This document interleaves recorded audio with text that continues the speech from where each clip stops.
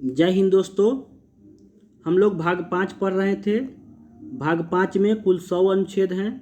100 अनुच्छेद को हम लोग 3 भागों में बांटे थे शक्ति के पृथक्करण के आधार पर, जिसमें कार्यपालिका में अनुच्छेद 52 से लेकर के 78 तक 27 अनुच्छेद थे। विधायिका में 79 से लेकर के 123 तक 45 अनुच्छेद थे। और न्यायपालिका में अब हम लोग पढ़ेंगे 124 से लेकर के 151 तक कुल 28 अनुच्छेद। ठीक है दोस्तों, तो बहुत ही मज़ेदार ट्रिक से हम लोग पढ़ेंगे। ऐसा समझ लीजिए कि इसके नंबर में ही नाम छुपा हुआ है। आप नंबर बोलिए और हम बताते चले जाएंगे, ऐसा समझ लीजिए। तो चलिए दोस्तों, हम लोग आज अनुच्छेद 124 से लेकर के 151 तक पढ़ेंगे। भाग 5 में क्या चीज़, न्यायालय के बारे में, न्यायपालिका के बारे में पढ़ेंगे। तो चलिए दोस्तों, सबसे पहला अनुच्छेद है 1 2 का 4। क्या है 1 2 का 4? यानी ये वो गाना है ना, 1 2 का 4 4 2 का 1 माई नेम इज लखन। तो लखन से याद कर लीजिए न्यायालय, यानी सुप्रीम कोर्ट। सुप्रीम कोर्ट की स्थापना 1 2 के 4 से है। जब आप राज पढ़िएगा तो 2 1 का 4, यानी एक में क्या है सुप्रीम कोर्ट, और बाद में जब 2 में पढ़िएगा तो राज्य में हाई कोर्ट। तो 2 1 के 4 में हाई कोर्ट है और 1 2 के 4 से सुप्रीम कोर्ट है। तो चलिए हम लोग 1 2 का 4 देखते हैं। 1 2 के 4 में क्या है, सुप्रीम कोर्ट के गठन की चर्चा है। इसमें जो है 33 सामान्य न्यायाधीश और 1 मुख्य न्यायाधीश है। वर्तमान में 33 सामान्य न्यायाधीश और 1 मुख्य न्यायाधीश है। कोलेजियम क्या होता है, कोलेजियम प्रणाली सुने होंगे कि जज के मुख्य न्यायाधीश की नियुक्ति कोलेजियम प्रणाली से होता है। तो कोलेजियम में कौन जज होते हैं? सुप्रीम कोर्ट के 5 सीनियर जज होते हैं कोलेजियम में। और सुप्रीम कोर्ट के जज बनने के लिए क्या योग्यता है बताइए? हाई कोर्ट में 5 साल जज रहे हो या फिर 10 साल वकील। और ये दोनों नहीं है तो राष्ट्रपति के नेतृत्व में अगर आप अच्छा कानूनविद है तो आपको सुप्रीम कोर्ट में जज बन सकते हैं आप। ठीक है, चलिए दोस्तों, अब आगे हम लोग पढ़ते हैं। 1 2 का 4 से हो गया। 1 2 के 4 से क्या हो गया बताइए? माय नेम इज लखन, यानी न्यायालय, सुप्रीम कोर्ट। अब चलिए 1 2 5 125 में क्या है ना, वेतन है। क्या है? जजों का वेतन। 125 में क्या है? जजों का वेतन है। जजों को वेतन कैसे याद करेंगे? तो जज साहब कहते हैं कि हम बहुत मेहनत से फैसला करते हैं। जज साहब कहते हैं क्या, कि हम बहुत मेहनत से फैसला करते हैं, तो पैसा लेते समय हम 25 पैसा भी कम नहीं लेंगे, यानी 1 चवन्नी भी कम नहीं लेंगे। जज साहब क्या कहते हैं कि पैसा लेते समय हम 1 चवन्नी भी कम नहीं लेंगे। ना बोलता है लोग कि हम 1 चवन्नी भी कम नहीं लेंगे, यानी कि चवन्नी मतलब 25 पैसा। यानी जजों का वेतन कितना में है? अनुच्छेद 125 में। देखते हैं अनुच्छेद 125 में जजों का वेतन। अब आप बताइए कि मुख्य न्यायाधीश का कितना वेतन है? 2,80,000 और सामान्य न्यायाधीश का 2,50,000। 2,50,000। और इनका जो वेतन है वो किस पर भारित होगा? संचित निधि पर। जो हमारा टैक्स के पैसा कहाँ जमा होता है? संचित निधि में, तो उसी पर भारित होगा। यानी आपको 2 अनुच्छेद याद हो गए। अनुच्छेद 124 1 2 का 4, अनुच्छेद 125 यानी वो चवन्नी भी कम नहीं लेंगे, यानी कि 25 पैसा को 1 चवन्नी बोलते हैं ना। तो अनुच्छेद 125 जो है उसमें जजों को वेतन हो गया। अब चलिए दोस्तों, 2 अनुच्छेद याद कर लिए। अब हम लोग 3 अनुच्छेद एक साथ याद करेंगे। 3 अनुच्छेद जो है एक साथ याद करेंगे, जिसमें अनुच्छेद 126, अनुच्छेद 127, अनुच्छेद 128, और बहुत सिंपल वे में आपको याद हो जाएगा। 3 अनुच्छेद कैसे याद करेंगे बताइए? ये तीनों में क्या है ना, जो न्यायाधीश घट जाते हैं तो इसके लिए 27 28 है, और ये मुख्य न्यायाधीश के लिए कार्यकारी मुख्य न्यायाधीश। 26 से याद करिए छवि। तो सुप्रीम कोर्ट में सबसे ज़्यादा छवि अच्छा किसका है? मुख्य न्यायाधीश का। 26 से क्या याद रखना है? छवि। कोई भी आदमी किसको नाम याद रखता है? मुख्य न्यायाधीश का। अब 33 गो न्यायाधीश का थोड़ी नाम याद रखेगा। 26 में सबसे अच्छा छवि किसका होना चाहिए? मुख्य न्यायाधीश का। तो लेकिन मुख्य न्यायाधीश भी तो आदमी ही है ना, उनका भी तबीयत खराब हो सकता है, वो भी अनुपस्थित हो सकते हैं कार्य पर, कोई विशेष काम आ गया तो जब उनका बहुत दिनों तक तबीयत खराब हो गया, बहुत दिनों तक नहीं आएंगे, तो क्या सुप्रीम कोर्ट कैसे चलेगा? तो इसके लिए कार्यकारी मुख्य न्यायाधीश की नियुक्ति की जाएगी। जो भी सीनियर जज है उसमें से कार्यकारी चीफ जस्टिस जो है नियुक्त कर लेंगे। यानी 126 में क्या हो गया? छवि मतलब सबसे अच्छा छवि किसका है सुप्रीम कोर्ट में? मुख्य न्यायाधीश का। तो कार्यकारी मुख्य न्यायाधीश की नियुक्ति कितना में हो गया? 126 में। अब चलिए 127, 128 कैसे याद करेंगे। 127 में क्या है कि देखिए, मुख्य न्यायाधीश तो नहीं रहेंगे तो उनके जगह पर कार्यकारी मुख्य न्यायाधीश नियुक्त हो गया। अब मान लीजिए कि सुप्रीम कोर्ट में बहुत काम बढ़ गया है, सुप्रीम कोर्ट में काम बहुत बढ़ गया है और न्यायाधीश जो है कमी पड़ गया है। तो क्या होगा कि सुप्रीम कोर्ट के जो मुख्य न्यायाधीश होंगे, सुप्रीम कोर्ट के जो मुख्य न्यायाधीश होंगे वह राष्ट्रपति के पूर्व सहमति से, राष्ट्रपति से सहमति ले लेंगे कि देखिए ना, सुप्रीम कोर्ट में बहुत सारा जज की कमी हो गया और काम बहुत बढ़ गया है।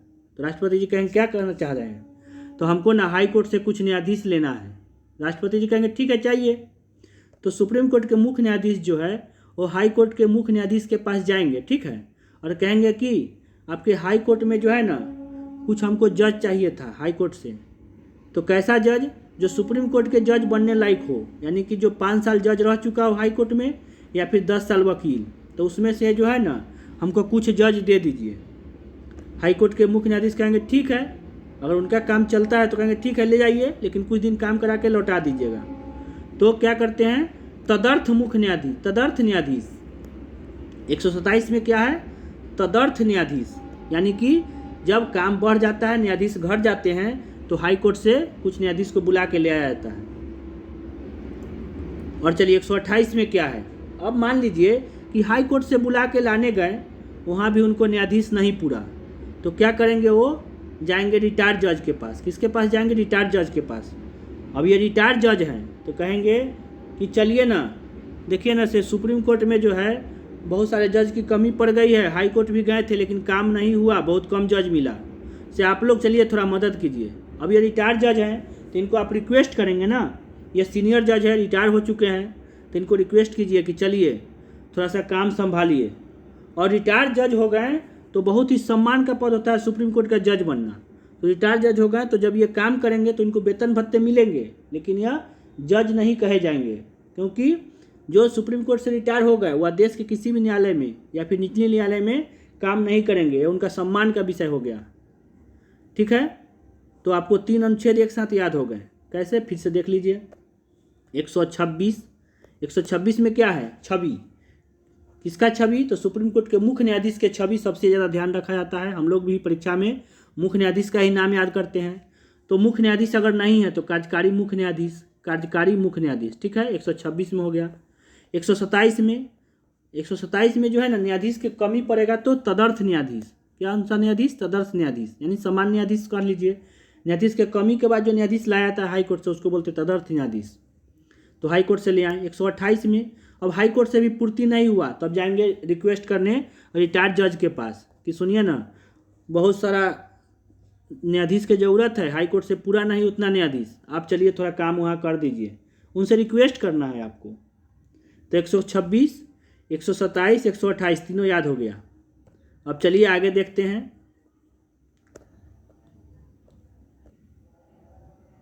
आइए हम फिर से तीन अनुच्छेद एक साथ याद करते हैं।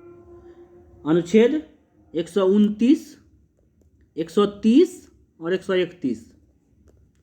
29 क्या है, 29 यानी उन्नति के शिखर पर। भारत में न्याय के मामले में उन्नति के शिखर पर कौन बैठे हैं, सुप्रीम कोर्ट। सुप्रीम कोर्ट जो फैसला कर दिए समझो वह पत्थर की लकीर बन गया। 29 मतलब उन्नति के शिखर पर, यानी सुप्रीम कोर्ट जो है उनका फैसला जो है अटल है, वह अभिलेखीय न्यायालय है। सुप्रीम कोर्ट क्या है, अभिलेखीय न्यायालय है, यानी उनको फैसला को जो है नीचे के सभी न्यायालय मानेंगे, चाहे वो हाई कोर्ट हो चाहे लोअर कोर्ट हो। सुप्रीम कोर्ट के जो फैसला हो गया उसको, यानी अंतिम कोर्ट होता है ना सुप्रीम कोर्ट, सुप्रीम यानी सबसे ऊपर, सुपर पावर, तो नीचे के हाई कोर्ट भी मानेंगे, लोअर कोर्ट भी मानेंगे, नीचे के सभी अदालत उसका फैसला मानेंगे। और साथ साथ उनका जो फैसला है ना वो जो है नीचे वाला अदालत में यदि आप बताइएगा, वकील साहब कोई केस में अगर बताएंगे कि देखिए सुप्रीम कोर्ट के मुख्य न्यायाधीश ने या सुप्रीम कोर्ट में ये फैसला जो है इस केस में ये फैसला दिया गया था, तो अगर आप बताइएगा किसी केस में तो आपका जो है ना केस मजबूत होगा।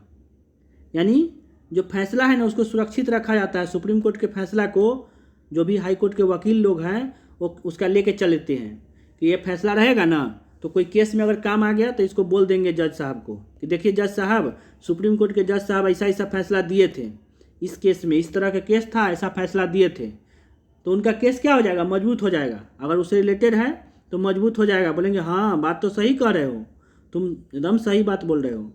तो क्या हो गया 129 में उन्नति के शिखर पर, यानी अभिलेखीय न्यायालय कौन है? सुप्रीम कोर्ट क्या है? अभिलेखीय न्यायालय है। अभिलेखीय न्यायालय, अभिलेखीय मतलब कि एक लेखीय कार्य संबंधित उनका जो फैसला है वो सुरक्षित रखा जाएगा। और वह कहाँ काम आएगा? हाई कोर्ट में या फिर लोअर कोर्ट में। जब हाई कोर्ट के वकील कोई केस के सुनवाई होते रहेगा हाई कोर्ट में, तो उस समय वह फैसला को बताएंगे, या फिर लोअर कोर्ट में भी यह बहुत फायदा करेगा। और ऐसा ही हाई कोर्ट में भी है। अगर हाई कोर्ट के फैसला जो है, हाई कोर्ट जो है जब राज पढ़िएगा ना, तो हाई कोर्ट का भी फैसला अभिलेखीय होगा। किसके लिए? लोअर कोर्ट के लिए। लोअर कोर्ट वाले जो है, डिस्ट्रिक्ट कोर्ट वाले जो है, बोलेंगे कि देखिए हाई कोर्ट में ऐसा ऐसा फैसला हुआ था। तो चलिए दोस्तों, 129 को याद करने का एक और तरीका है, 1, 2, 9। मान लीजिए आपके कोई वकील है मान लीजिए, और उनका कोई दोस्त के यहाँ गए वकील साहब, तो देखते हैं क्या कि उनके पास बहुत सारा किताब रखा हुआ है। जब देखते हैं किताब को तो कहते हैं किस चीज़ का किताब है जी? तो देखें तो अरे वाह, ये तो सुप्रीम कोर्ट के फैसला वाला किताब रखा हुआ है। कहीं इतना किताब रखे हुए हैं? तो हाँ जी, इनका फैसला जो है ना, केस में बोलने पर बड़ी फायदा होता है, केस मजबूत होता है। तो क्या कहते हैं, ए भाई एगो दो ना, ए भाई एगो दो ना इसमें से बुक, यानी 1, 2 ना। क्या कहते हैं, 1, 2 ना इसमें से एगो बुकवा दे दो ना हमको, 1, 2 ना, यानी 1, 2, 9। 129 में क्या है कि सुप्रीम कोर्ट जो है वो अभिलेखीय न्यायालय है, उनके फैसला को सुरक्षित रखा जाएगा, और वह जो है काम आएगा कहाँ? नीचे की अदालत में, केस को मजबूत करने में। अब चलिए आगे चलते हैं। हम बोले हैं कि 3 अनुच्छेद याद करेंगे। 129 में हो गया उन्नति के शिखर पर अभिलेखीय न्यायालय हो गया, ठीक है। अब चलिए 130 में, 130 मतलब फिक्स याद रखिए, 30 मतलब फिक्स, 30 मतलब फिक्स, 30 मतलब क्या याद रखिए? फिक्स।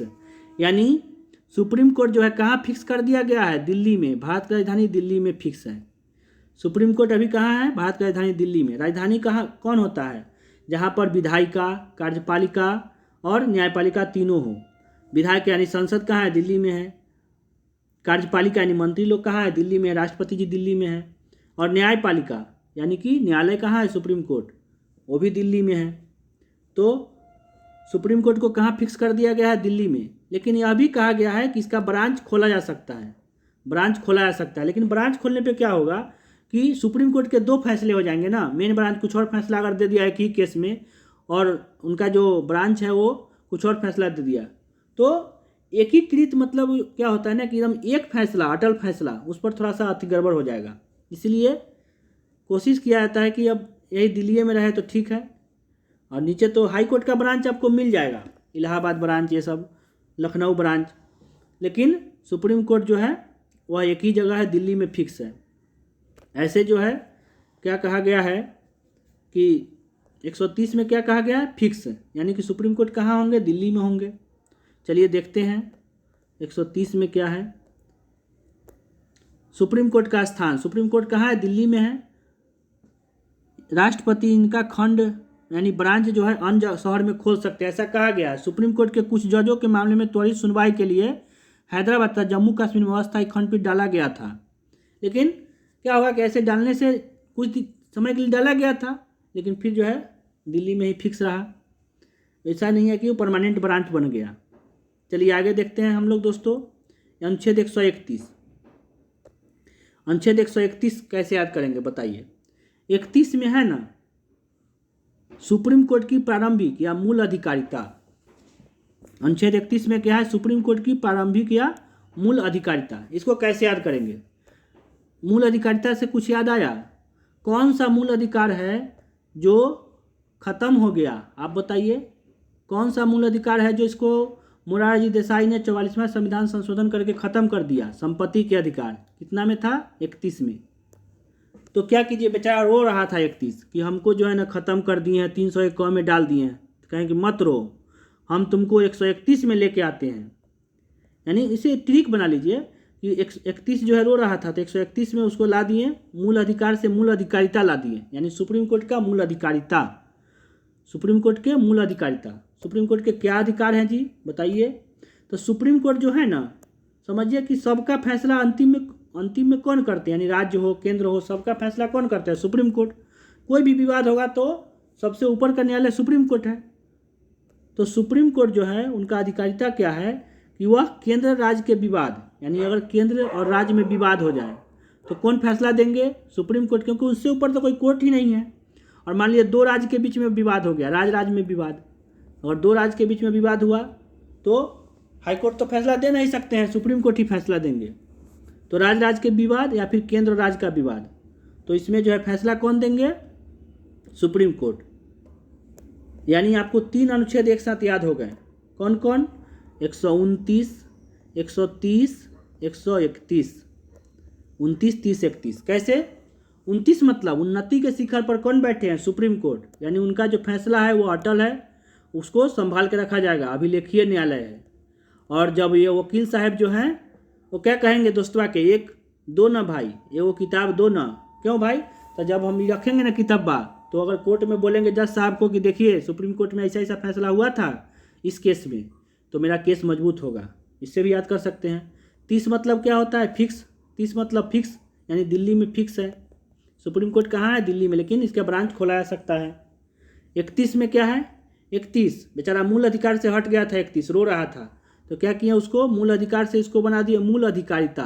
अधिकारिता यानी सुप्रीम कोर्ट का अधिकारिता क्या है जी? बताइए। सुप्रीम कोर्ट जो है ना, 2 या 2 से अधिक राज्यों का फैसला सुना सकते हैं या फिर केंद्र और राज्य के बीच में विवाद को सुलझा सकते हैं। यानी आपको अनुच्छेद 124 से लेकर के 131 तक याद हो गया। सबसे पहले 2 अनुच्छेद पढ़ें। 124 में 1, 2 का 4 यानी सुप्रीम कोर्ट का गठन हो गया। 2 अनुच्छेद 125वां हो गया। दूसरा अनुच्छेद जिसमें वेतन हो गया, कहें कि हम एगो चौमन्नी भी कम नहीं लेंगे। 2 अनुच्छेद पढ़ लिए। फिर पढ़े 3 अनुच्छेद। कौन कौन? 126, 127, 128। 26 मतलब छवि यानी कार्यकारी मुख्य न्यायाधीश। 27 में हाईकोर्ट से बुला के लाएँ तो तदर्थ न्यायाधीश। और 28 में रिटायर्ड जस्टिस, यानी रिटायर्ड जज को बुला के लाएँ तो हो गया 28। अब चलिए फिर 3 को एक साथ किए थे। कौन कौन? 129, 130, 131। 29 में क्या है? उन्नति के शिखर पर बैठे हैं, तो क्या होगा? उनका अभिलेखीय न्यायालय होगा। सुप्रीम कोर्ट जो है अभिलेखीय न्यायालय होगा, उनके फैसला को संभाल कर रखा जाएगा। 30 मतलब फिक्स हो गया, दिल्ली में फिक्स है। 31 मतलब जो 31 रो रहा था उसको क्या किया? मूल अधिकार को अधिकारिता बना दिया। यानी कि अधिकारिता क्या? तो 2 राज्य के बीच में तुम विवाद सुलझाओगे। 31 रो रहा था तो कहे मत रो, तुम 2 राज्य के बीच में विवाद सुलझाओगे, तुमको प्रमोशन हम कर दिए हैं, आप एकदम खुश रहो।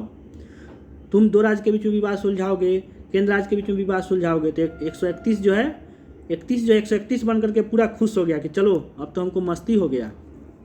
अब चलिए फिर से 3 अनुच्छेद देखते हैं। अनुच्छेद 132, अनुच्छेद 133, अनुच्छेद 134। 32, 33, 34। 32 है विशेष। ये तीनों में जो है ना, पहले ये समझ लिया तीनों में है क्या। तीनों में है अपील। क्या अपील जी? तो हाई कोर्ट से सुप्रीम कोर्ट में अपील। हाई कोर्ट से किस में अपील? सुप्रीम कोर्ट में। जब आप हाई कोर्ट में आपका केस गया, हाई कोर्ट के फैसले से आप संतुष्ट नहीं हैं, तो क्या कहिए हाई कोर्ट के जज साहब को कि जज साहब हमको लिख के दे दीजिए, हम जा रहे हैं सुप्रीम कोर्ट, हमको सुप्रीम कोर्ट में फैसला हमको मिलेगा। तो जज साहब लिख के आपको दे देंगे कि ठीक है जाओ। तो हाई कोर्ट से सुप्रीम कोर्ट में अपील के लिए 3 अनुच्छेद बने, 132, 133, 134। कैसे? चलिए देखते हैं। 132 में है विशेष, यानी विशेष मामले में। 132 में क्या है? विशेष यानी स्पेशल मामले में। 33 में है सिविल मामलों में। सिविल किसको बोलते हैं? जिसमें जमीन उमीन का विवाद हो गया, पैसा कौड़ी वाला विवाद होगा, उसको सिविल मामला बोलते हैं। 134 में फौजदारी मामला यानी दांडिक मामला, फौजदारी मामला। तो विशेष मामलों में हाई कोर्ट से सुप्रीम कोर्ट जाइएगा तो 132, सिविल मामला में 133 और फौजदारी मामला में 134। ठीक है, इसको याद कैसे करेंगे? बहुत आसान है। 132 में विशेष मामला में, ठीक है।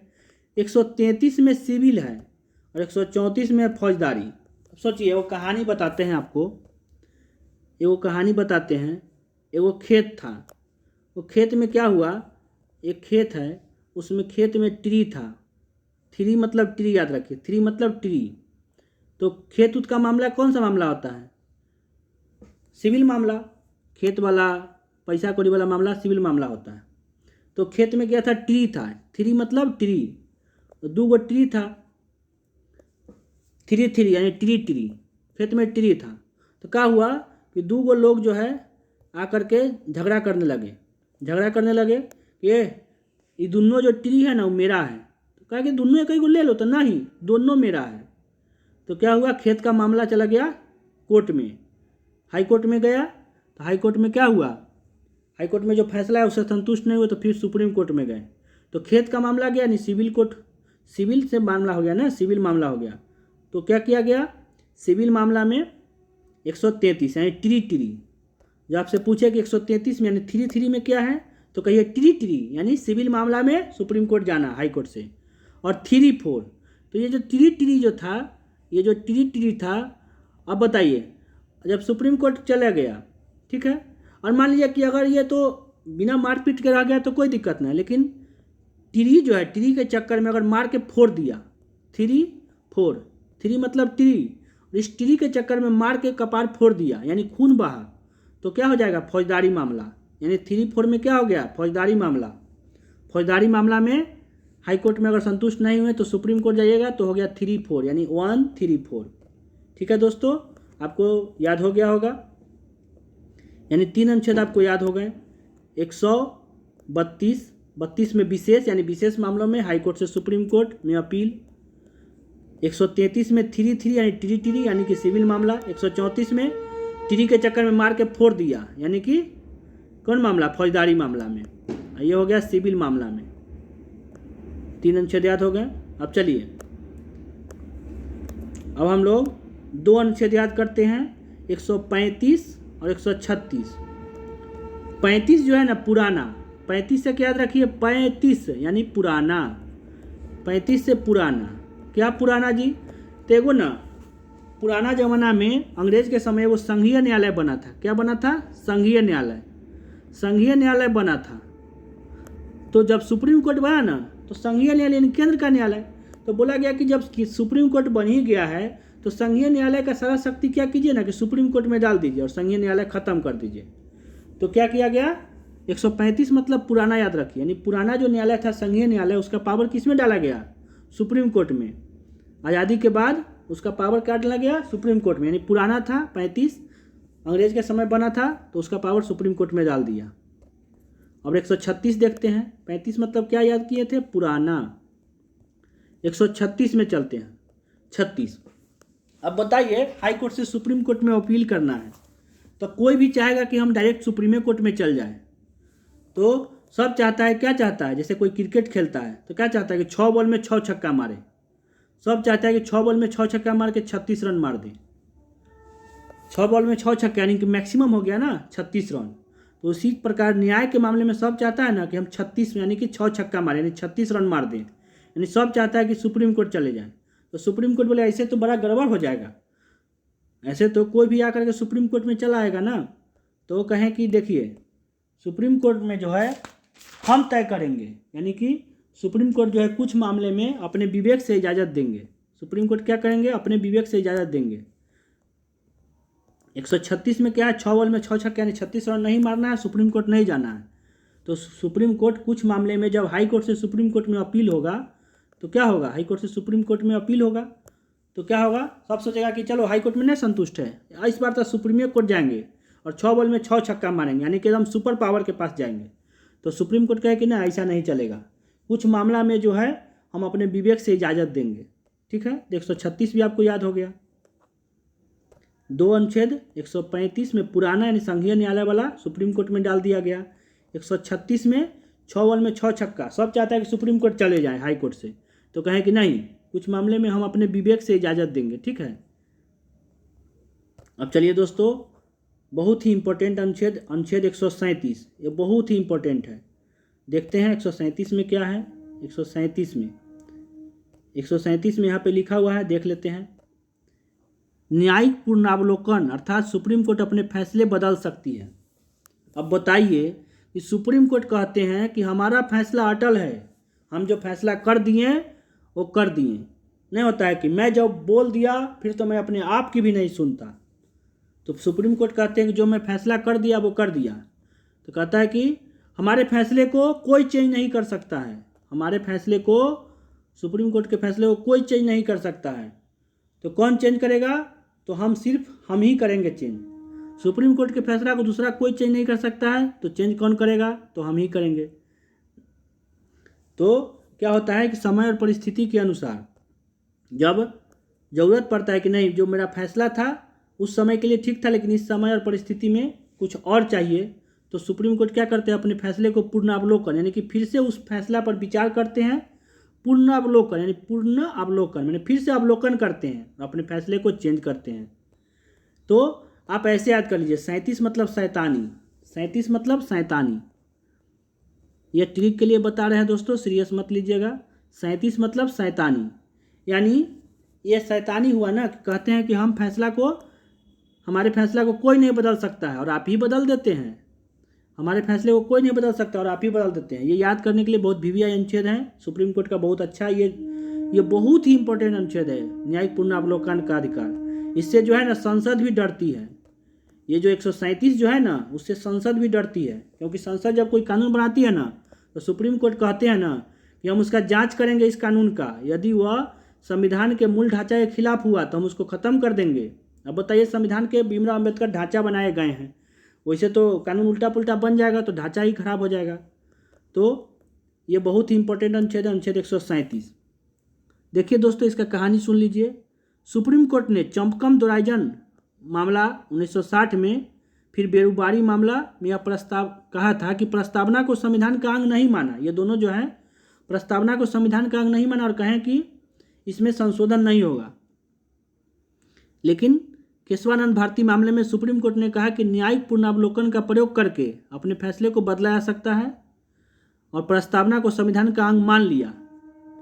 संसद इसमें संशोधन कर सकती है, तब ना प्रस्तावना में संशोधन कर सकते, जैसे ही बोला ना, तो इंदिरा गांधी जो उसमें संशोधन कर दी प्रस्तावना में, और समाजवादी, धर्मनिरपेक्ष सब जोड़ी थी, राष्ट्रीय एकता, अखंडता, ये सब जो है ना, 3 गो चीज़ जोड़ी थी, समाजवादी, धर्मनिरपेक्ष, यानी धर्मनिरपेक्ष नहीं जोड़ी थी, पंथ निरपेक्ष जोड़ी थी, और एकता था, अखंडता नहीं था तो अखंडता जोड़ दी।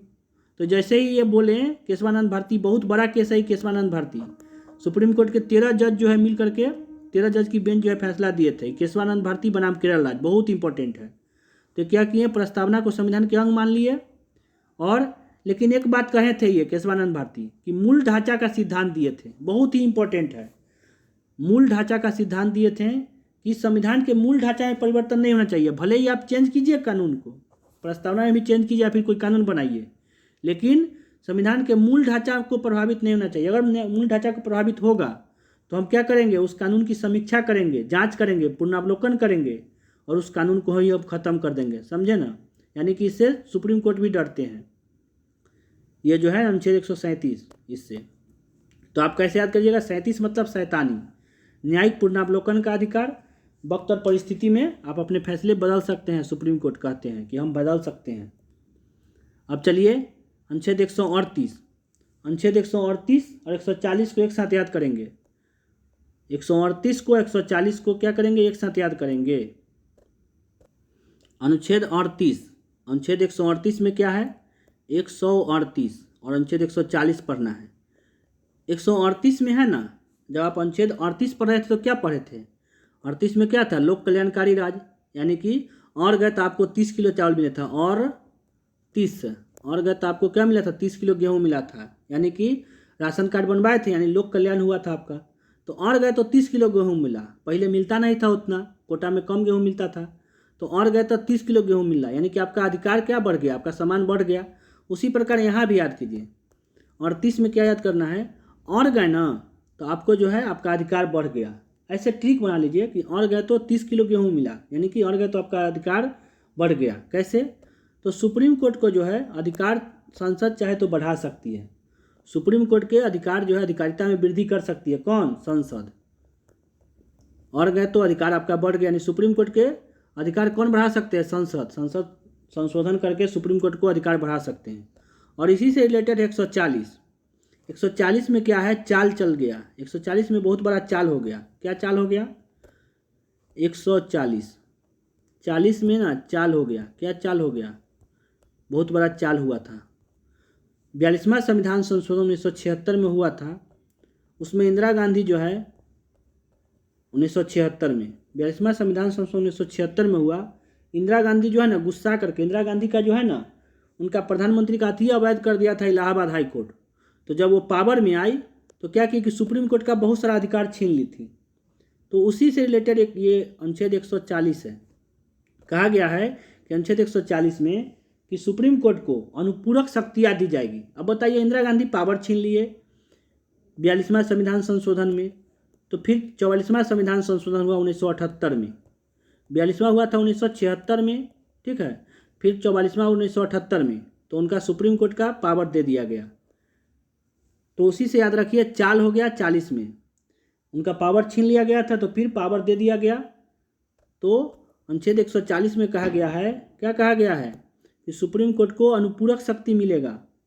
सुप्रीम कोर्ट को कौन सा शक्ति मिलेगा? अनुपूरक शक्ति, अनुसांगिक शक्ति, ताकि वह सही से काम कर सके। 40 में चाल हो गया। तो दो अनुच्छेद याद कर लीजिए, 138 और 140 एक साथ। 38 में और गए तो आपका अधिकार बढ़ गया, यानी सुप्रीम कोर्ट को अधिकार मिल जाएगा, संसद उनको अधिकार में वृद्धि कर सकती है। और 40 में चाल हो गया, इंदिरा गांधी इनके साथ चाल कर दी थी, तो फिर क्या हुआ, इनको अनुपूरक शक्ति मिला संसद द्वारा। तो दोनों संसद द्वारा ही वृद्धि करना, ये समान स्थिति में वृद्धि हो जाएगा और ये कमी रहने पर वृद्धि होगा। 38-40। और एक बहुत ही इंपॉर्टेंट अनुच्छेद है, अनुच्छेद 139। अब बताइए मूल अधिकार में 39 में क्या पढ़े थे? ऊ नहीं चलेगा, ऊ नहीं चलेगा। क्या चीज़? समान काम के लिए समान वेतन। नीति निदेशक तत्व था ना, तो उसमें आप सुप्रीम कोर्ट नहीं जा सकते थे, तो वो नहीं चलेगा। राज्य प्रयास करेगी कि आपको समान काम के लिए समान वेतन मिले, तो वो नहीं चलेगा 39 में। तो यहाँ पर उसका क्या यूज करेंगे? तो आपको यूज कर लेंगे ना, देखिए ना, 39 जो है ना वो रीट जारी करने के लिए है। सुप्रीम कोर्ट जो है रीट जारी करते हैं अनुच्छेद 139 के तहत। आप तो कहिए कि 32 में भी रीट जारी करने का बात था, ये 139 कहाँ से आ गया? तो देखिए दोस्तों, जब 32 नहीं चले, यानी मूल अधिकार के मामले में रीट कौन अनुच्छेद जारी करेगा? 32 से। मूल अधिकार के मामले में रीट जारी होगा अनुच्छेद 32 से। लेकिन जब 32 नहीं चलेगा तब जारी होगा 39, 139, यानी ऊ नहीं चलेगा तब कौन चलेगा? 139 चलेगा, 139, यानी ऊ नहीं चलेगा। कौन? 32 नहीं चलेगा तो कौन चलेगा? अनुच्छेद 139, और उसी से रीट जारी होगा। तो आपको 3 अनुच्छेद रीट वाला मिल गए। सबसे पहले 32 में क्या याद क्या थे बताइए? 32 दांत तोड़ दिया तो उपचार हुआ, संवैधानिक उपचार का अधिकार, उसमें रीट जारी होता है। एक हो गया अनुच्छेद 139, और एक हाई कोर्ट जो रीट जारी करता है अनुच्छेद 226। कैसे याद किए थे? 26 जनवरी नहीं, 26 फरवरी। रीट जारी करने के लिए आप याद कर लीजिए 26 जनवरी की जगह पर 26 फरवरी, 2/26, यानी 3 हो गया रीट से रिलेटेड अनुच्छेद 32 संवैधानिक उपचार के अधिकार, जिसको भीमराव अम्बेडकर ने संविधान की आत्मा कहा है। फिर सुप्रीम कोर्ट के लिए हो गए अनुच्छेद 139, जहाँ पर मूल अधिकार नहीं रहेगा, रीट जारी करना है तो 139। और हाई कोर्ट रीट जारी करेंगे 226 के तहत, 2/26, यानी 26 जनवरी नहीं, 26 फरवरी याद रखिए। अब चलिए दोस्तों, आपको 3 अनुच्छेद याद हो गए, कौन कौन? 138, 139, 140। 38 में क्या है बताइए? 38 में और गए तो आपका अधिकार बढ़ गया, अधिकार बढ़ा देगी संसद। 39 में ऊ नहीं चलेगा, यानी कि जहाँ 32 नहीं चलेगा तहाँ रीट जारी होगा 139 से। 40 में चाल हो गया, तो फिर से उनको सुप्रीम कोर्ट को पावर मिला 44वें संविधान संशोधन द्वारा, यानी कि अनुसांगिक अनुपूरक शक्ति मिलेगा, अनुपूरक शक्ति, ठीक है। कौन देंगे? संसद देंगे, दूसरा कौन है देने वाला?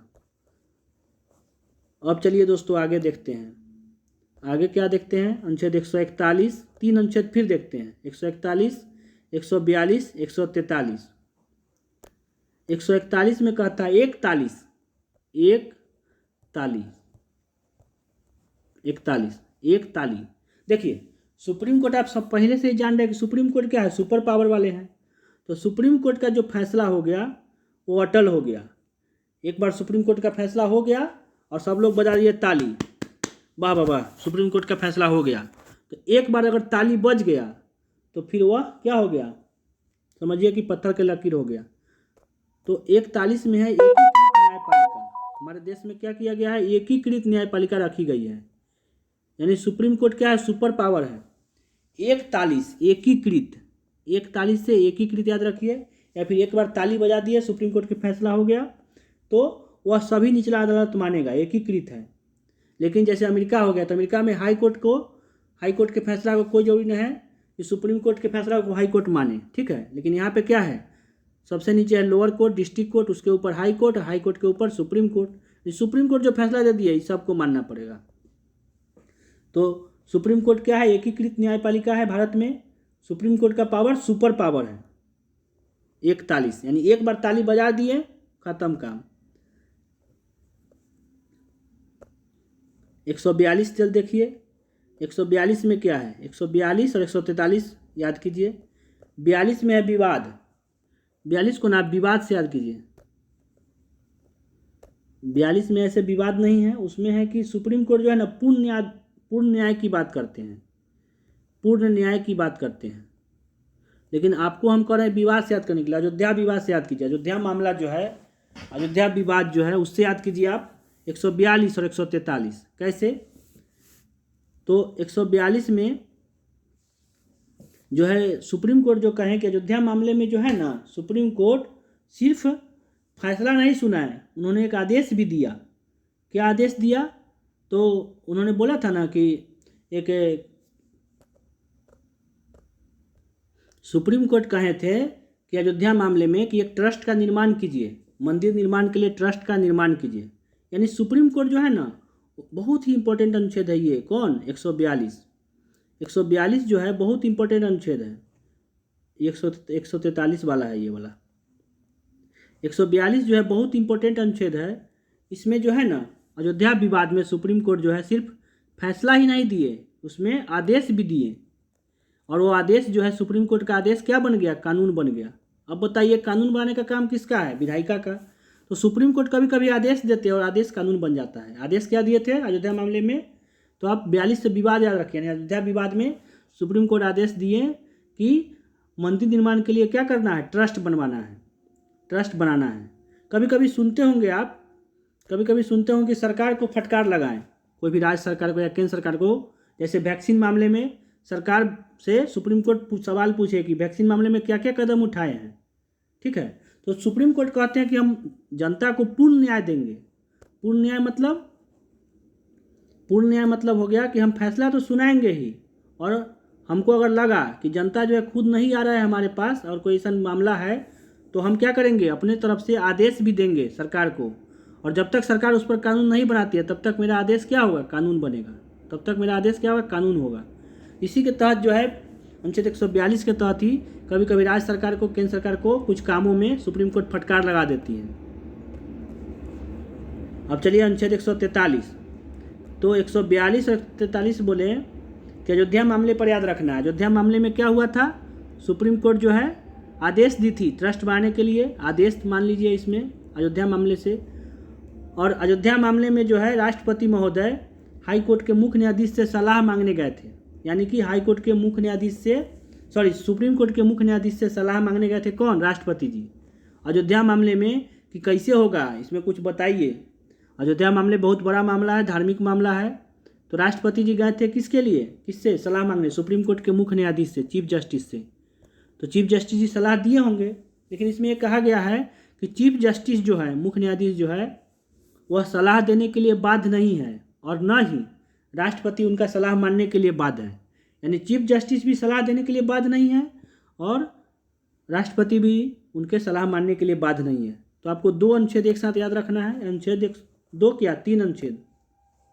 अनुच्छेद 141, यानी एक बार ताली मार दिए काम खत्म है। यानी कि 41, एक क तालीस, इससे भी याद कर सकते हैं, एक क से एकीकृत हो गया, 41 से एकीकृत, या फिर एक बार ताली मार दिए काम खत्म है। नीचे सभी न्यायालय पर सुप्रीम कोर्ट का फैसला हुआ, ताली सब लोग बजा दिया, बस नीचे वाले सभी न्यायालय पर ही लागू होगा। ये सुपर पावर है सुप्रीम कोर्ट।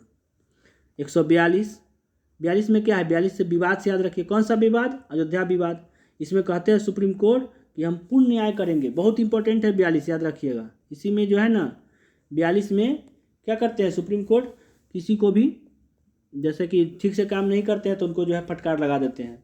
तो सुप्रीम कोर्ट जो है फैसला तो देंगे ही, साथ साथ आदेश भी दे सकते हैं, और आदेश क्या हो जाएगा, कानून हो जाएगा। बहुत इंपॉर्टेंट है 42।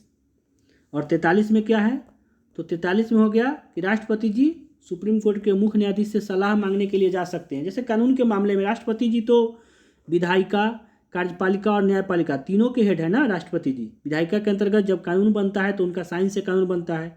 कार्यपालिका में कोई भी काम उन्हीं के नाम से होता है। न्यायपालिका में क्षमा देने की शक्ति जो है, उनको कम करने की शक्ति जो है, कोई भी फांसी को उम्र कैद में बदलने की शक्ति, यानी कि तीनों के हेड कौन है, राष्ट्रपति जी। तो न्याय से मामले में राष्ट्रपति को अधिकार है कि वह सुप्रीम कोर्ट के मुख्य न्यायाधीश से सलाह मांगने के लिए जा सकते हैं, लेकिन बाध्य नहीं है दोनों में से कोई भी। चलिए दोस्तों, 143 तक हो गया। तो आइए दोस्तों, हम लोग अनुच्छेद 144 और 146 को एक साथ याद करते हैं। 144 और 146। 144 में जो है ना, डीएम साहब के लिए है। बताएंगे क्या है डीएम साहब से रिलेटेड। डीएम साहब को भी कहा जाता है डिस्ट्रिक्ट मजिस्ट्रेट, यानी ये भी एक मजिस्ट्रेट है। यह भी न्याय के मामले में जिला स्तर पर ये भी न्याय कर सकते हैं। डिस्ट्रिक्ट मजिस्ट्रेट जो है वह भी जिला स्तर पर क्या कर सकते हैं, न्याय कर सकते हैं। तो 44 से कैसे याद रखेंगे, तो जब आप डीएम बनेंगे तो क्या आप ऐसे ही चलेंगे, 4 चक्का से चलेंगे ना। डीएम बनेंगे तो 4 चक्का से चलेंगे, तो इसको याद रख लीजिए 4-4, यानी डीएम साहब बन जाइएगा तो 4 चक्का से चलिएगा ना, 4 चक्का, यानी 4 चक्का से चलिएगा एकदम, डीएम बनिएगा। तो इसमें कहा गया है 144 में कि भारत के राज्य क्षेत्र के भीतर सिविल तथा न्यायिक प्राधिकारी उच्चतम न्यायालय के कार्य में सहायता करेंगे। तो भारत के राज्य क्षेत्र के भीतर जो सिविल तथा न्यायिक प्राधिकारी है, यानी डीएम साहब हैं, वो क्या करेंगे, उच्चतम न्यायालय के काम में सहायता करेंगे। ठीक है, तो 44 से क्या याद रखिए, उच्चतम न्यायालय के काम में सहायता कौन करते हैं, डीएम साहब करते हैं, डिस्ट्रिक्ट मजिस्ट्रेट हैं। तो भारत के राज्य क्षेत्र के भीतर सिविल तथा न्यायिक प्राधिकारी जो है उच्चतम न्यायालय के कार्य में सहायता करेंगे। तो 44 से क्या याद रखना है, डीएम साहब 4 चक्का से आए हैं। डीएम साहब किससे आए हैं, 4 चक्का से, यानी 4-4। और 46 से चौका छक्का। देखिए सुप्रीम कोर्ट भी तो वहाँ पे एगो फील्ड, मान लीजिए सुप्रीम कोर्ट है, उसके आगे एगो फील्ड है। तो फील्ड में क्या है, सब लोग जो है, यहाँ पे मान लीजिए विकेट है, तो फील्ड में क्या है, सब लोग बैटिंग करते हैं, सब लोग चौका छक्का मारते हैं। अब वहाँ पे थोड़ी देखता है कि कौन कैच लोग का, कौन बैटिंग कर रहा है, कौन कर्मचारी है, कौन अधिकारी है। अब मान लीजिए कि अधिकारी महोदय जो है वो मार दिए छक्का और कर्मचारी जो है कैच लोग लिया, तो क्या उसको निकाल देंगे, नहीं ना निकालेंगे, नियुक्ति है तो है। तो इसी से एगो ट्रिक मान लीजिए आप कि चौका छक्का, यानी कि अनुच्छेद 146 में है सुप्रीम कोर्ट के अधिकारी और कर्मचारी के नियुक्ति और वेतन। सब अधिकारी कर्मचारी जो है नियुक्ति और वेतन कैसे होगा। सुप्रीम कोर्ट जो है बहुत बड़ा कोर्ट है, तो उसमें भी बहुत सारे अधिकारी होंगे, बहुत सारे कर्मचारी काम करेंगे ना, तो उनका नियुक्ति कैसे होगा, उनका वेतन कैसे मिलेगा। तो वेतन जो है संचित निधि से मिल जाएगा। वेतन किससे मिल जाएगा, संचित निधि से। और नियुक्ति कैसे होगा, तो नियुक्ति जो है वह सुप्रीम कोर्ट के मुख्य न्यायाधीश करेंगे। कौन करेंगे, चीफ जस्टिस साहब करेंगे। और वो नहीं है तो कोई व्यक्ति को इस काम के लिए बना देंगे, कोई भी व्यक्ति को उस काम के लिए जो उसके योग्य है उसको बना देंगे। और इसमें राष्ट्रपति जी कहते हैं, राष्ट्रपति जी क्या कहते हैं कि एक उचित व्यक्ति, राष्ट्रपति उनसे अपेक्षा रखते हैं कि सही व्यक्ति को ही सुप्रीम कोर्ट में रखिए।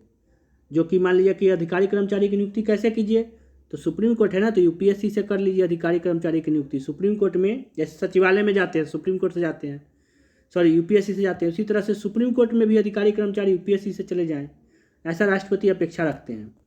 तो अधिकारी कर्मचारी आप कैसे याद रखिएगा, अधिकारी कर्मचारी एक ही फील्ड में खेलते हैं, चौका छक्का मारते हैं, तो उनका नियुक्ति वेतन पर कोई प्रभाव नहीं पड़ता है। नियुक्ति कौन करते हैं, सुप्रीम कोर्ट के मुख्य न्यायाधीश। और उनको वेतन कौन कैसे मिलता है, संचित निधि से। और बीच में बच गया एक 145। 145 कैसे याद होगा बताइए। 145 बहुत इंपॉर्टेंट है, इसको देख लीजिए अलग से। चलिए 145 इसका बहुत अच्छा ट्रिक है। 45 मतलब याद रखिए पतली, 45 यानी पतली। 45 से क्या याद रखिए, 45 यानी पतली, पतली शरीर। 45 मतलब पतली शरीर। आजकल जो हीरोइन है तो क्या होती है, बहुत ही पतले रहते हैं, बोलते हैं कि हमको बॉडी मेंटेन करना है, हमको एकदम पतला दिखना है। ठीक है, तो ये जो है पतला शरीर हो गया 45।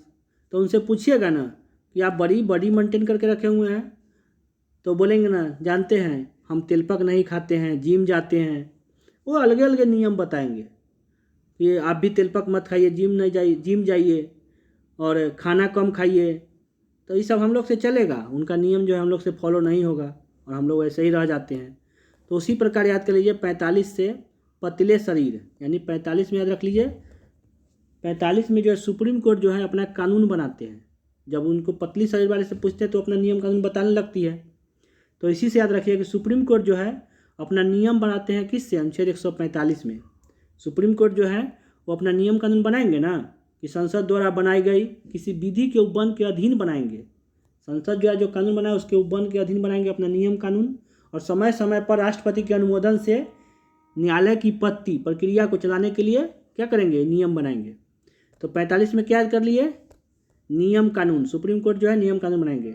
आप कैसे याद करिएगा, 45 से पतली, 45 यानी पतली शरीर, पतली शरीर वाले से पूछेगा तो अलग अलग नियम कानून बताएगा। तो सुप्रीम कोर्ट नियम कानून बनाएगा अनुच्छेद 145 से। अब चलिए सुप्रीम कोर्ट का अंतिम अनुच्छेद 147। 147 में क्या है,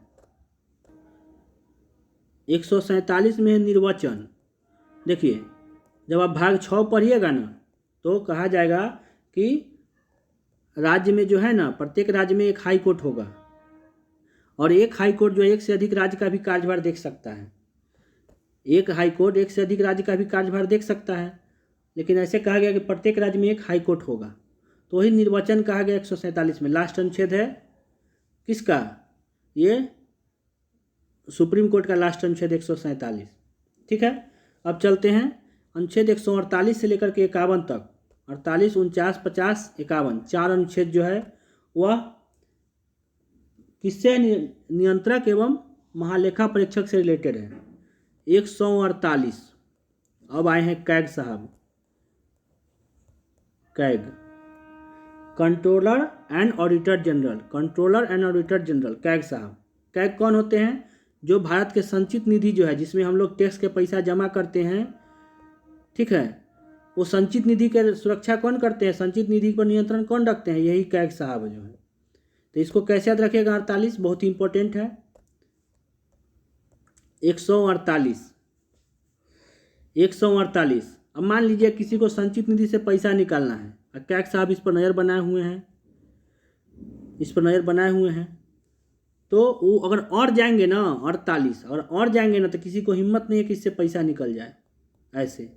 तो कैसे निकलेगा, तो जो है विनियोग विधेयक पास करेंगे तभी निकलेगा। तो आप याद कर लीजिए कैग साहब जो और जाते हैं कोई काम पर कि नहीं, ऐसे कोई नहीं निकाल सकता है पैसा, वो औरे रहते हैं कि जब तक विनियोग विधेयक पास नहीं करोगे कोई नहीं निकाल सकते हैं इस पैसा को, ये जनता का पैसा है ना। तो 148 में हो गया, और गए तो आप कितनों ताली बजाइए कोई उपाय नहीं है। 48 और गए तो संचित निधि से पैसा नहीं निकलेगा जब तक विनियोग विधेयक पास नहीं होगा। अब चलिए 149 में 148 में क्या था, कैग था, यानी कि नियंत्रक एवं महालेखा परीक्षक। उनका नियुक्ति जो है कैग का राष्ट्रपति करते हैं हस्ताक्षर एवं मुद्रा सहित। कब है, तीसरा अनुसूची में है, हस्ताक्षर एवं मुद्रा सहित। कैग जो है यह सुप्रीम कोर्ट के न्यायाधीश ही बनते हैं कैग में। तो यह भी जो है इनका वेतन जो है संचित निधि से मिलता है, और रिटायर के बाद जो है यह भारत सरकार के अधीन किसी भी और पद पर नहीं होंगे। यानी मुख्य न्यायाधीश का तो ऐसे भी सुप्रीम कोर्ट के न्यायाधीश को ऐसे भी कोई पद पर काम नहीं करना है। तो कैग भी जो है वो भी एक न्यायाधीश ही है, तो इसीलिए इसको न्यायपालिका में ही रखा गया है कैग को। ठीक है, वो भी न्यायाधीश ही बनते हैं और वो संचित निधि पर नजर बनाए रखते हैं। चलिए 149 देखते हैं।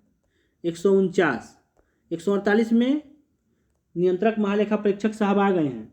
149 में जो है ना उनका कर्तव्य और शक्ति है। क्या है, कर्तव्य और उनका शक्ति क्या है बताइए, ये जानना है।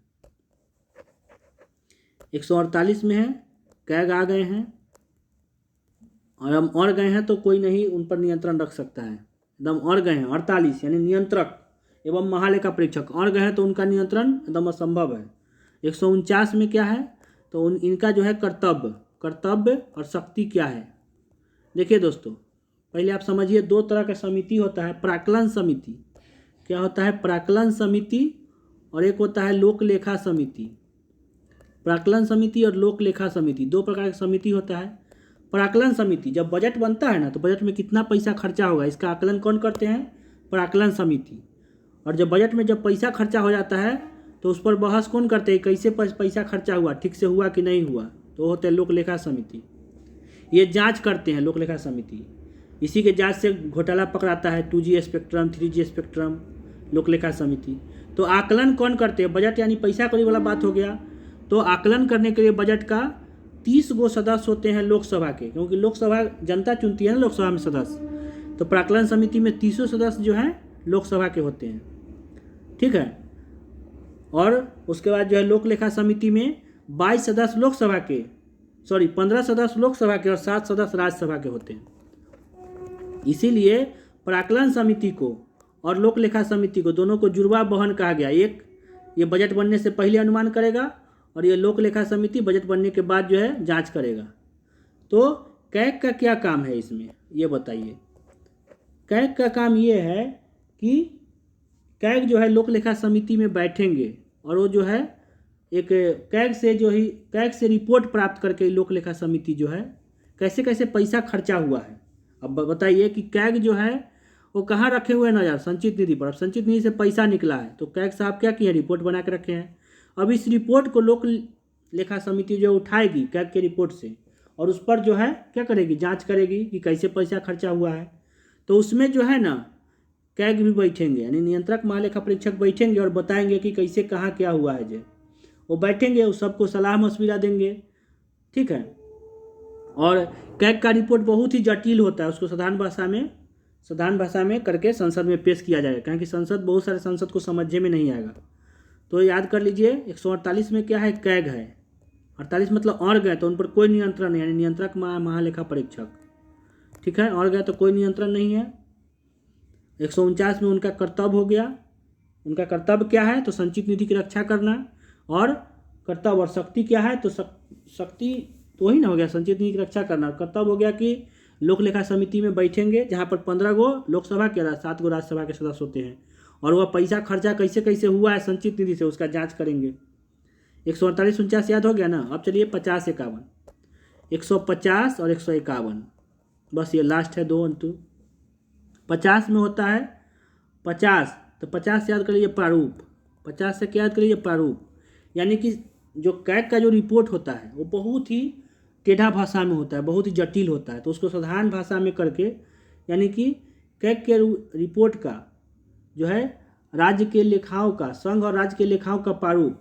एक बात और ध्यान रखिए दोस्तों, नियंत्रक महालेखा परीक्षक जो है वह मतलब केंद्र के साथ साथ राज्य के भी संचित निधि पर नजर रखते हैं। यानी केंद्र और राज्य दोनों के लिए एक ही नियंत्रक महालेखा परीक्षक है, ठीक है, केंद्र और राज्य दोनों के लिए। तो इसीलिए कहा गया है इसमें, किसमें? अनुच्छेद 150 में प्रारूप में कि संघ और राज्य के लेखाओं का प्रारूप। 50 मतलब प्रारूप, 50 मतलब क्या होता है? प्रारूप। प्रारूप, प से 50, प से प्रारूप। यानी कि जो कैग का जो रिपोर्ट होता है ना बहुत जटिल होता है, तो उसको अच्छे प्रारूप में, किस प्रारूप में डालना है? संघ और राज्य की लेखाओं को ऐसे प्रारूप में रखा जाए जैसा राष्ट्रपति कैग की सलाह पर निहित करे। जैसा राष्ट्रपति कहेंगे वैसा डाला जाएगा, उसी प्रारूप में डाला जाएगा, ठीक है। अब चलिए अनुच्छेद 151 जो कि लास्ट अनुच्छेद है। 151 में है समपरीक्षा प्रतिवेदन। देखते हैं, चलिए खान सर के बारे में। 150 में क्या कहे हैं? कैग जो है केंद्र तथा राज्य दोनों ही लेखाओं की जांच करेंगे। तो जांच जो है ना, इसमें जो प्रारूप डालेंगे उसको जांच होगा। 151 में कैग जो है केंद्र तथा राज्य की लेखाओं की जांच की रिपोर्ट राष्ट्रपति को देंगे। देखिए 151 में तो हो गया कि प्रारूप से देंगे और उसका जांच होगा। 150 में 151 में क्या है कि लास्ट अनुच्छेद है ना 151, तो कैग का जो रिपोर्ट होगा वह केंद्र में राष्ट्रपति को दे दिया जाएगा और राज्य में राज्यपाल को, और राष्ट्रपति जो है उसको लोक लेखा समिति में रखवाएंगे, ठीक है। तो क्या होगा? कैग जो है केंद्र तथा राज्य के लेखाओं की जांच का रिपोर्ट जो है राष्ट्रपति को देते हैं, राज्य में किसको देते हैं? राज्यपाल को। फिर से देख लीजिए कैग का चारों। 148 और गए तो कोई नियंत्रण नहीं, यानी नियंत्रक महालेखा परीक्षक 148 में है। 149 में उनका कर्तव्य और शक्ति है। कर्तव्य क्या है? तो उनको लोक लेखा समिति में बैठ करके और सबको बताना है कैसे कैसे खर्च हुआ है, सबको सलाह देना है। और शक्ति है कि संचित निधि का वही रक्षा करते हैं, तो हिसाब किताब बताएंगे नहीं। और 150 51 देख लीजिए। 150 में हो गया प्रारूप, यानी किस प्रारूप में डालना है, राष्ट्रपति जैसा निहित करें। ठीक है। 151 में अब जब राष्ट्रपति निहित कर दिए, प्रारूप बता दिए हैं, तो 151 में क्या है, राष्ट्रपति को दे देंगे, वो राष्ट्रपति को दे देंगे। प्रारूप बता दिए, उसमें ले करके वो जांच करेंगे। तो राष्ट्रपति को 151 में क्या कहा गया, राज्य में राष्ट्रपति को दे देंगे, और देश में राष्ट्रपति को केंद्र में, और राज्य में राज्यपाल को दे देंगे, क्योंकि कैग जो है केंद्र और राज्य दोनों के लिए है। ठीक है दोस्तों, एक बार चलिए सुपरफास्ट रिवीजन करते हैं न्यायपालिका के सारे अनुच्छेद को। आप बताइएगा, हम नंबर बोलेंगे। सबसे पहले अनुच्छेद 1 2 का 4 क्या है बताइए, सुप्रीम कोर्ट। अनुच्छेद 125 में क्या है, 2500 पैसा, यानी 1 चमन्नी कम नहीं लेंगे, यानी वेतन हो गया। अब चलिए 3 अनुच्छेद एक साथ बताइए। अनुच्छेद 126, 127, 128। 26 यानी छवि, यानी कि कौन चीज़, कार्यकारी मुख्य न्यायाधीश, कार्यकारी चीफ जस्टिस। ठीक है। 27 में हाई कोर्ट से बुला के लाएंगे, यानी तदर्थ न्यायाधीश। 28 में रिटायर्ड जज, उनको बुला के लाएंगे। अब चलिए 29, 30, 31। अनुच्छेद 129 में उन्नति के शिखर पर है, और कहता है कि ये दोस्त, ये वो किताब दो ना, यानी कि अभिलेखीय न्यायालय, उसको सुप्रीम कोर्ट के फैसले को सहेज के रखना है, क्योंकि वो केस वाला में काम आएगा। 130 मतलब फिक्स हो गया, 30 मतलब फिक्स। 131 में क्या है, 31 में क्या है बताइए, नहीं याद आ रहा है। 31 में है बेचारे रोया हुआ अनुच्छेद, जिसको मौलिक अधिकार में से हटा दिए थे, रो रहा था, तो कहें कि मत रोइए, आपको मूल अधिकार से हटा दिया ना, संपत्ति का अधिकार था। तो चलिए आपको ले चलते हैं सुप्रीम कोर्ट वाला में। 131 ये कहे कि मूल अधिकार था, तो आपको क्या करते हैं, हम यहाँ पे बढ़ा देते हैं मूल अधिकारिता, यानी सुप्रीम कोर्ट के अधिकार क्या क्या है, तो वह 2 राज्य के बीच में विवाद सोल्व कर सकते हैं, या फिर राज्य और केंद्र के बीच में विवाद सोल्व कर सकते हैं। कौन, सुप्रीम कोर्ट। ठीक है दोस्तों। अब 132, 33, 34 एक साथ याद करेंगे।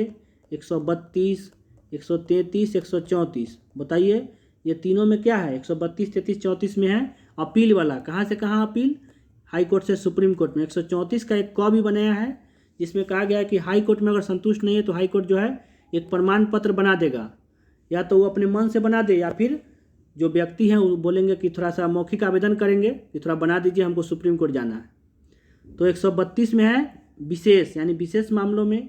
33 में ट्री यानी कि सिविल मामला में, और ट्री करते हुए झगड़ा कर लिया, माथा कपार फोड़ दिया, यानी ट्री के चक्कर में फोड़ दिया माथा कपार, यानी कि फौजदारी मामला में सुप्रीम कोर्ट जाएंगे हाई कोर्ट से। तो हो गया 132, 33, 34 याद हो गया आपको। अब चलिए 135 में बताइए। 35 मतलब पुराना। 35 मतलब पुराना, क्या पुराना, तो संघीय न्यायालय जो था उसका पावर कहाँ डाला गया, सुप्रीम कोर्ट में। 136 मतलब सब चाहता है कि हम डायरेक्ट सुप्रीम कोर्ट चल जाए हाई कोर्ट से, तो कहेंगे नहीं नहीं ऐसा नहीं होगा, हम अपना विवेक से निर्णय देंगे। तो सब बोलते हैं कि हम 6 बॉल में 6 छक्का मारेंगे और सुप्रीम कोर्ट जाएंगे, तो कहेंगे नहीं, सब लोग को नहीं आना है, हम बताएंगे तब आइएगा। चलिए अब 137 चलते हैं। VVI अनुच्छेद 137। 37 मतलब शैतानी। क्या शैतानी, तो सुप्रीम कोर्ट कहते हैं कि हमारा जो निर्णय हो गया वो पत्थर की लकीर है, कोई नहीं चेंज कर सकता है। तो कौन चेंज करेगा, तो खुद मैं चेंज कर सकता हूँ। कहते हैं कि मैं यदि एक बार कमेंट कर दिया तो मैं खुद की भी नहीं सुनता, तो किसका सुनिएगा, बाद में अपने आप के सुनिएगा। तो 137 में हो गया कि समय और परिस्थिति के अनुसार यदि ज़रूरत हो तो क्या होगा, अपने फैसला को वह चेंज कर सकते हैं। न्यायिक पुनरावलोकन का अधिकार, या फिर न्यायिक पुनरीक्षण कहिए। 137 बहुत इंपॉर्टेंट अनुच्छेद है। 137 में क्या कहा गया है कि जो मूलगत ढांचा का सिद्धांत दिया गया था, ठीक है, कि जो पहले बोला था कि प्रस्तावना जो है संविधान का भाग नहीं है, बाद में बोला गया केशवानंद भारती की भाग है और उसमें संशोधन हो सकता है, लेकिन ढांचा नहीं बदलना है, ढांचा उसका नहीं बदलना है। अगर ढांचा बदलिएगा, कोई भी कानून ऐसा बनाइएगा, तो हम देखेंगे कि ढांचा बदल रहा है, ये जो है लेंस भिड़ाएंगे, चेक करेंगे। अगर कानून जो है ढांचागत अगर चोट करता है तो उसको हम कानून को ख़त्म कर देंगे। यानी ढांचागत सिद्धांत दिया गया था केशवानंद भारती बनाम केरल राज्य में। चलिए 138, 140 देखते हैं। 138, 140 और गया ना तो सुप्रीम कोर्ट का अधिकार बढ़ गया, और गया तो अधिकार बढ़ गया, ठीक है। और 40 में चाल हो गया इनके साथ। क्या चीज़? तो इंदिरा गांधी जो है इनकी शक्तियाँ छीन लिया था। इलाहाबाद हाई कोर्ट जो है ना, इंदिरा गांधी को उनका मतलब नियुक्तियाँ थी अवैध घोषित कर दिया था। तो कहे कि रुको, पावर में आने दो। तो उनका शक्ति छीन लिया था सुप्रीम कोर्ट का। तो फिर बाद में 44वां संविधान संशोधन में उनका शक्ति लौटा दिया गया। तो 140 में क्या हो गया? जो भी ज़रूरत भर शक्ति चाहिए उतना दे देना है सुप्रीम कोर्ट को, अगर ज़रूरत से कम है तो। 141 बताइए, एक ताली यानी एकीकृत न्यायपालिका है हमारे देश में। यानी सब जगह ऐसा नहीं है, जैसे अमेरिका में हाई कोर्ट अपना फैसला खुद करेगी, हाई कोर्ट सुप्रीम कोर्ट का बात मान ले, ऐसा कोई जरूरी नहीं। लेकिन हमारे देश में क्या है, एक बार ताली बजा दिए काम खत्म है, जो सुप्रीम कोर्ट बोल दिया वही चलेगा हाई कोर्ट में, फिर लोअर कोर्ट में। और हाई कोर्ट जो है लोअर कोर्ट के लिए एकीकृत हो जाएगा। एकीकृत नहीं होगा, एकीकृत तो मतलब एक जगह। जैसे मान लीजिए कि केंद्र का जो है मोदी जी हैं, तो देखिए दोस्तों, कार्यपालिका में जो है ना संघीय व्यवस्था रखा गया है। और राज्य में मान लीजिए नीतीश कुमार है बिहार में, तो कार्यपालिका में संघीय व्यवस्था रखा गया है कि मोदी जी जो है राज्य सूची के विषय पर जो नीतीश जी कानून बनाएंगे उसमें नहीं कुछ बोलेंगे। ठीक है, मोदी जी अपना केंद्र सूची और समवर्ती सूची में कानून बनाएंगे, और राज्य सूची में जो कानून बनेंगे नीतीश जी, मान लीजिए शराब बंद है तो उसमें मोदी जी कुछ नहीं बोलेंगे। लेकिन न्याय के मामले में ऐसा नहीं है। राज्य के मामले में तो संघीय व्यवस्था है, यानी कि सबका अपना अपना विषय बांटा हुआ है। लेकिन न्याय के मामले में ऐसा नहीं है। सुप्रीम कोर्ट जो है सुपर पावर है और हाई कोर्ट जो उनके नीचे है। हाई कोर्ट अगर कोई फैसला देता है तो उसके विरोध में अगर सुप्रीम कोर्ट चाहे तो फैसला दे सकता है, क्योंकि सुप्रीम कोर्ट का फैसला हाई कोर्ट नहीं बदलेगा। यानी सुप्रीम कोर्ट जो है सुपर पावर है। ठीक है, यानी हमारे देश में संघीय न्यायपालिका नहीं है, यानी कि संघीय व्यवस्था नहीं है न्यायपालिका में। न्यायपालिका में जो है वह एकीकृत है, यानी एक जगह सारा पावर सुप्रीम कोर्ट में है और वही पावर देते हैं सबको, हाई कोर्ट को, लोअर कोर्ट को। ठीक है, यानी अंतिम जो है कौन है अपीलीय, अंतिम अपील कहाँ कर सकते हैं? सुप्रीम कोर्ट में। उसका फैसला सबको मानना है। लेकिन मोदी जी जो बोल देंगे वो सबको मानना है, कोई जरूरी नहीं है। ठीक है, चलिए आगे चलते हैं। 41 हो गया ना, अब 42-43 देखते हैं। 142 143 42 में क्या है? विवाद से याद किए थे अयोध्या मामले में सुप्रीम कोर्ट बोले कि हम पूर्ण न्याय करेंगे। 42 में क्या है? पूर्ण न्याय, यानी फैसला सुनाएंगे साथ साथ आदेश भी दे सकते हैं, और आदेश क्या बन जाता है? कानून। इसी के तहत कभी कभी सुनते हो कि राज्य सरकार को सुप्रीम कोर्ट फटकार लगाई कि आप काम सही से क्यों नहीं कर रहे हैं। 143 में क्या है? अयोध्या मामले में राष्ट्रपति जी गए थे सुप्रीम कोर्ट के मुख्य न्यायाधीश से सलाह मांगने के लिए। 43 में हो गया सलाह मांगने वाला। राष्ट्रपति जी सलाह मांगते हैं किससे? सुप्रीम कोर्ट के मुख्य न्यायाधीश से, क्योंकि राष्ट्रपति जो है न्यायिक प्रधान भी है। चलिए 143 हो गया। अब 144 चलिए। 144 में क्या है? 4-4 मतलब डीएम साहब आए हैं 4 चक्का से, यानी कि राज्य के अंदर जो भी है सुप्रीम कोर्ट की सहायता करेंगे। ठीक है, राज्य के काम में ये डीएम साहब लोग। 145 में क्या है? 45 में पतली लड़की क्या बोलती है? कानून सिखाती है, यानी कि कानून बनाना सुप्रीम कोर्ट के लिए हो गया। 46 में क्या? 146 में क्या है? 4-6 चौका छक्का सब लोग अपना अधिकारी कर्मचारी खेल रहे हैं, यानी उनका नियुक्ति वेतन जो है 146 में हो गया। सुप्रीम कोर्ट में जो भी अधिकारी कर्मचारी होंगे उनका नियुक्ति वेतन 146 में हो गया। 147 में अंतिम वाला है, सुप्रीम कोर्ट का अंतिम है ना, तो इसमें क्या क्या है कि हाई कोर्ट जो है राज्य में होगी, या फिर एक से अधिक राज्यों का हाई कोर्ट देख सकती है। 148, 49, 50, 51 ये 4 अनुच्छेद जो है कैग के लिए है। 148 मतलब और गए, यानी कि कोई नियंत्रण नहीं है उन पर, तो नियंत्रक महालेखा परीक्षक कैग। 149 में उनका कर्तव्य है और उनकी शक्ति है। कर्तव्य क्या है जी? तो लोक लेखा समिति में बैठेंगे और सबको समझाएं बुझाएंगे कि कैसे कैसे क्या हुआ है, जे कैसे खर्चा हुआ है, और जांच होगा। 149 में और शक्ति है कि वह संचित निधि के रक्षा करेंगे, बिना विनियोग विधेयक के उससे पैसा नहीं निकलेगा, जनता के टैक्स के पैसा है इसमें। 150 चलिए।